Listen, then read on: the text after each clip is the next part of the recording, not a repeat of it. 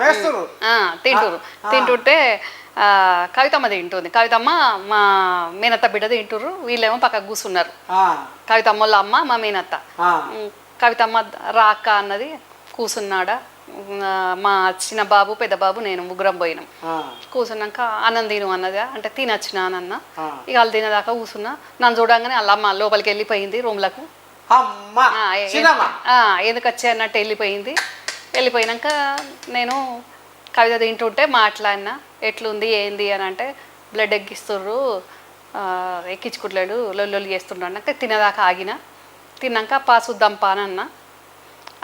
అంటే ఆ లోపల ఆ పాటికే తెలిసిపోయింది అది దుష్టశక్తికి నేను వచ్చినా అని నన్ను నాకు అడ్డపడటానికి. కవిత తింటనే ఉంది. ఓ ముఖానికి ఒక ఇట్లా ఫోన్ ఉన్నది. ఫోన్ రానే వచ్చింది. ఫోన్ వచ్చింది. ఫోన్ మాట్లాడింది.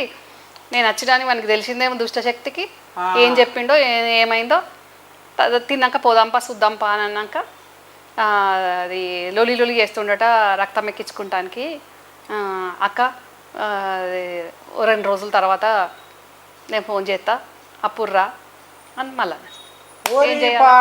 ఏం చేయాలి ఏ రూమ్లో ఉన్నాడో